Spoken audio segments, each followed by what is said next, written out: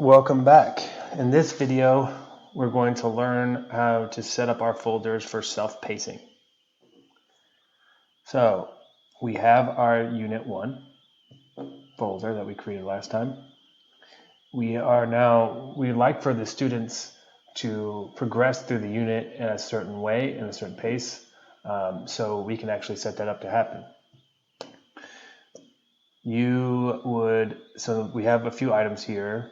We're going to go to Options and Student Completion. In here, we can add requirements. Now, these requirements must be already built into the folder itself. So in here, we only have 2 items so far. And in our first one, we have an assignment for them to complete and to make a submission.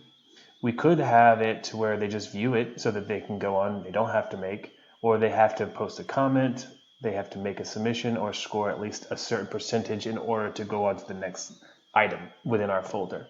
But since it's something I'd like for them to submit, we're going to have make a submission. Now, they have to make a submission doesn't mean it's graded yet. So we'd have to go back later and grade it. But we can do a make a submission and they can move on to the next item. We have a link for our next item. And all we want them to do is to view that item. And since it's a link, that's the only option that we have.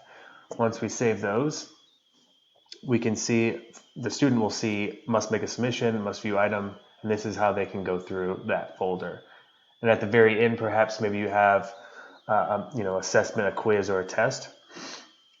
There, they'd have to make a submission there, and then that would end that folder. Then they might be able to, if you have the next folder set up for that same thing, then they can move on to the next folder.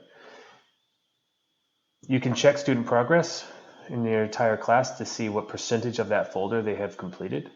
And if you set up your entire class this way, with all the folders being self-paced, then when you click on the student progress at the top of the materials page from the home page, then you can see their overall completion through the course as a percentage.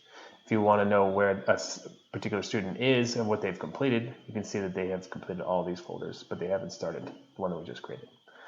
So that is how you would set up and track student progress for self-pace.